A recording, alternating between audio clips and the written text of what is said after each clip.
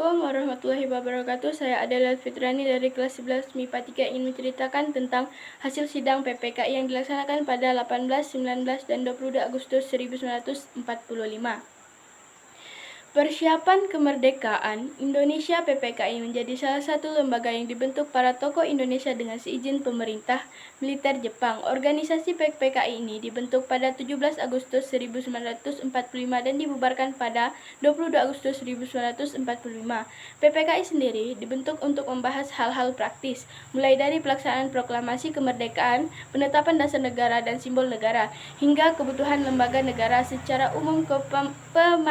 Kepanitiaan ini berjumlah 21 orang yang berasal dari berbagai provinsi di Indonesia. Organisasi yang memiliki nama lain Dokurusu Junbi Linkai ini diketuai Soekarno dan didampingi Muhammad Hatta sebagai wakil selama masa kerjanya. PPKI telah menggelar 3 kali sidang yang diadakan pada 18, 19, dan 22 Agustus 1945.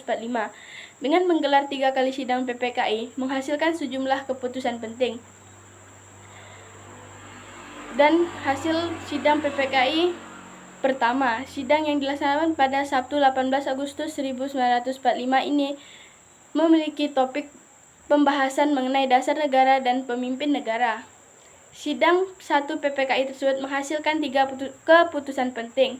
1. Menetapkan dan mengesahkan UUD 1945, mengangkat Insinyur Soekarno sebagai Presiden dan Muhammad Hatta sebagai Wakil Presiden, membentuk Komite Nasional sebagai badan pembantu Presiden sebelum DPR, MPR, dan seperti yang diharapkan UUD 1945.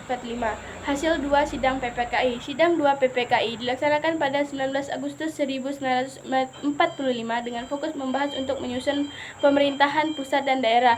Pada sidang ini, PPKI menghasilkan keputusan sebagai berikut: menetapkan 12 kementerian yang bertugas membantu Presiden, membagi wilayah Indonesia ke dalam 8 provinsi beserta menuju para gubernurnya, akan membentuk suatu Badan Keamanan Rakyat (BKR).